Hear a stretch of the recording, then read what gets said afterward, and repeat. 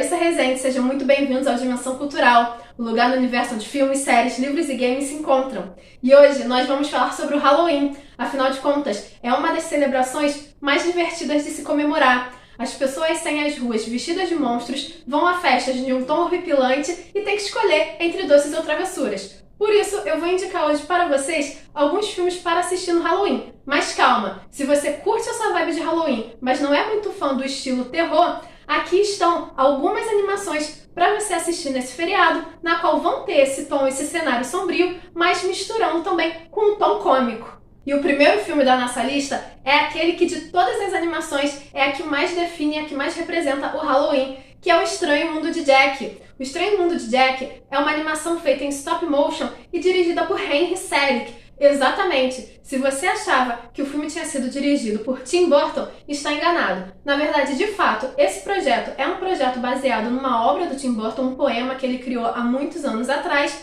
e ele produziu o filme. Só que ele não conseguiu dirigir porque ele estava envolvido com outras produções nessa época. Mas a gente já vê um filme bem característico do diretor a todo um estilo assim burtoniano, né? Então, no caso, O Estranho Mundo de Jack, ele conta a história exatamente de Jack Esqueleto, que é o rei da abóbora na cidade do Halloween. E todos os anos ele precisa, junto com os habitantes da cidade, justamente planejar um Halloween cada vez mais incrível. Só que diante dessa rotina, ele está cansado, sai da cidade e descobre a cidade do Natal.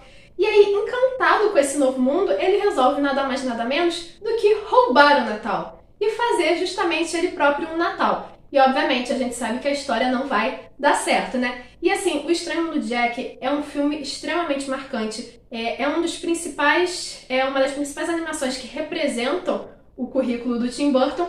E além disso, é um filme tão perfeito, mas tão perfeito, que a gente consegue assistir ao filme tanto no Halloween quanto no Natal. Cara, falar sério, não é qualquer filme que a gente consegue englobar em duas celebrações diferentes, não é mesmo? E o próximo filme da nossa lista também é do mestre Tim Burton. E obviamente estamos falando de A Noiva Cadáver. A Noiva Cadáver é uma história baseada num conto russo-judaico do século XIX e se passa numa fictícia Inglaterra vitoriana. Conta a história das famílias de Victor e Victoria que estão arranjando o casamento para os dois. Só que nesse momento de ensaio de casamento, de nervosismo, do medo do outro, né, do seu futuro par, não amá-lo, o Victor, todo enrolado, acaba se casando sem querer com Emily, uma noiva cadáver. E a partir desse momento, ele entra numa aventura no mundo dos mortos. A Noiva Cadáver também usa animação em stop motion e é um filme simplesmente incrível por tratar vários temas complexos dentro de uma narrativa extremamente divertida, num estilo bem sombrio, mas sem botar assim tanto medo, porque na verdade ele está falando nada mais nada menos das emoções humanas. E a parte mais complexa desses assuntos é justamente fatos de verdade que aconteceram na nossa história, como, por exemplo, a ascensão da burguesia enquanto a nobreza está em queda. E, consequentemente, para a nobreza tentar se manter lá no alto da sociedade, ela precisa justamente armar casamentos com novas famílias, com famílias que são novos ricos, né? E além disso, a gente tem, obviamente, a história da Emily, que por trás de uma personagem extremamente doce, é uma pessoa que sofreu muito, tem uma história bem sombria em relação ao seu desejo de se casar, de ter um relacionamento feliz. E também, quando a gente vê o mundo dos mortos, que acaba sendo um mundo bem divertido em comparação ao mundo real, todo, né, o mundo dos vivos, todo regrado da sociedade, né, todo conservador, os mortos também nos dão a lição de que não dá para fugir da morte, não há o que temer e que muitas vezes pode ser que não seja aquele bicho de 7 cabeças que a gente tá pensando e que a gente não precisa ter tanto medo assim do que vai vir além da vida. E definitivamente Tim Burton é o mestre das animações de terror, já que agora também vamos falar de Frankenweenie. Frankenweenie é um filme muito fofinho, na qual também utiliza a técnica em stop motion e é muito legal porque ele é todo filmado em preto e branco, na qual vai contar a história de Victor, que é um jovem que adora as aulas de ciência. E certo dia, o seu cachorro Spark morre atropelado, o que deixa o garoto extremamente triste. Só que, inspirado nas suas aulas de ciência, ele vai tentar justamente trazer o Spark de volta à vida. Ele vai ter sucesso, mas ele não esperava que o seu amigo voltasse com gostos um tanto estranhos e peculiares, né? E, obviamente, a gente vê toda aquela vibe de Frankenstein, que é uma clara alusão, né? Esse filme do Tim Burton é uma clara alusão, uma clara referência à história escrita por Mary Shelley.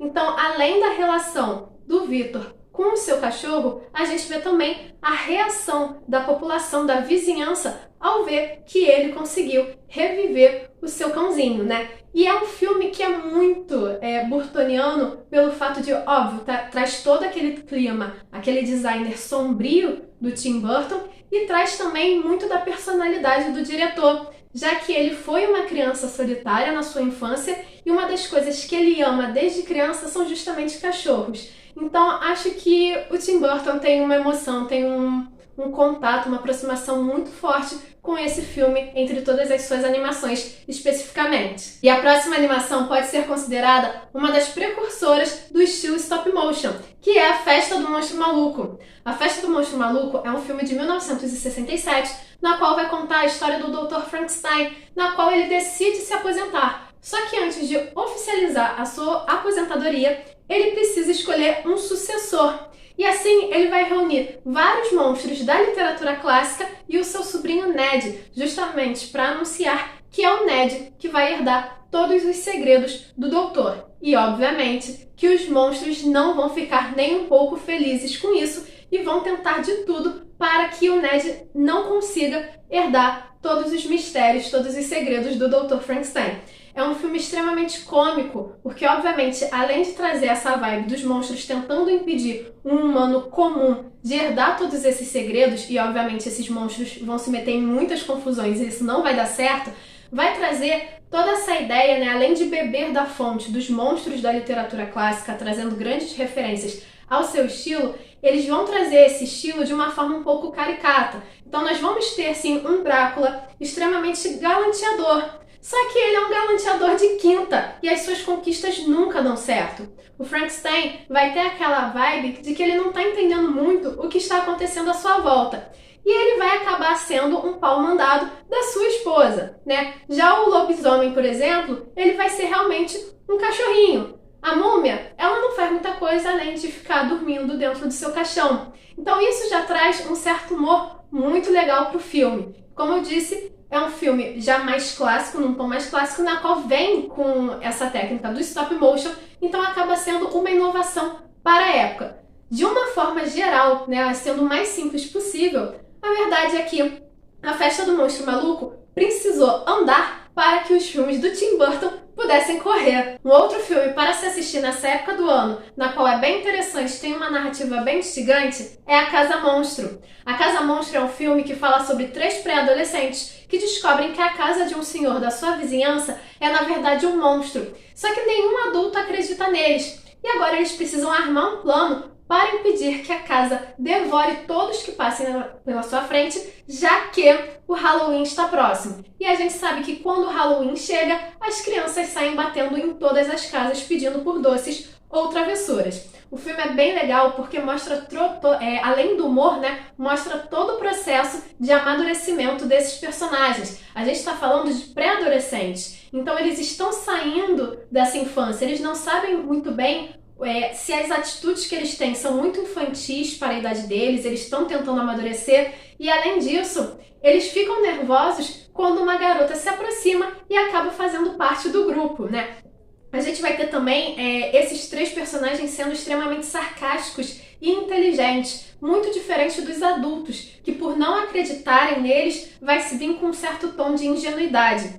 Além disso, além desse tom de terror, né, misturado com essa comédia de certas cenas envolvendo o emocional desses personagens, a gente vai ter também uma história bem trágica, bem profunda e um tanto quanto bonita, né, um amor trágico por trás da origem da Casa Monstro. Além disso, temos também Hotel Transilvânia. Hotel Transilvânia é um filme com uma vibe bem divertida, produzida pela Sony Pictures, e vai contar a história justamente do Drácula e da sua filha Mavis. Na verdade, o Drácula vai ter uma história extremamente trágica por trás do bom humor do filme, onde ele perde a sua esposa justamente porque humanos estavam perseguindo eles. E por conta disso, para impedir que a sua filha corra perigo também, ele vai construir numa parte bem distante justamente um hotel para monstros. E assim todos os monstros podem passar as férias ali em segurança. Isso é muito divertido, porque mostra justamente que aqui na visão do filme, os humanos são os ruins, né? Os monstros, eles são personagens diferentes, mas eles não querem fazer mal para ninguém, né? É a ideia de você entender e aceitar quem é diferente, tanto pelo lado dos monstros quanto pelo lado dos humanos, já que, por um engano, um humano chega no hotel do Drácula e vai acabar se interessando pela Mavis. E é a partir disso que a narrativa vai se desenvolver. E por conta disso, obviamente, o Drácula vai começar a ver que nem todos os humanos são ruins. E para completar o clima do Halloween, nós temos Coraline e o Mundo Secreto. Coraline vai ser baseado na obra de Neil Gaiman e dirigido por Henry Selick, o cara lá do Estranho Mundo de Jack. E vai contar justamente a história da menina Coraline, que se muda para uma casa nova, só que ela se sente extremamente entediada. E assim, explorando o local, ela encontra uma porta secreta para uma versão alternativa do seu mundo, uma versão que ela considera muito melhor e divertida, onde a sua mãe realiza todos os seus desejos, onde o pai está sempre presente, só que com uma pequena diferença: os olhos das pessoas dessa dimensão são feitos de botões. E aí, mais à frente, com o andamento da narrativa, ela vai ver que esse mundo é, na verdade, uma ilusão e que a pessoa que comanda ele é uma pessoa bem perigosa. E agora Coraline precisa usar a sua inteligência para escapar dessa vilã medonha. E sendo bem sincera, acho que de todos os filmes que eu coloquei aqui, Coraline é de fato o que dá mais medo. É considerado o filme mais sinistro. A história é um tanto quanto perturbadora e, obviamente, a vilã é excepcional. Na verdade, a série de vídeos que existem na internet falando sobre as possíveis origens da Bela Dama fazem justamente com que o filme fique ainda mais aterrorizante. E aí, galera, curtiram as sugestões desse vídeo? Gostam desses filmes? Existe alguma outra animação que tenha um clima de Halloween que vocês curtem e eu não falei aqui? Deixe a opinião de vocês aqui nos comentários e não se esqueça de curtir esse vídeo e de se inscrever no canal para continuar acompanhando as nossas aventuras. Nos vemos na próxima!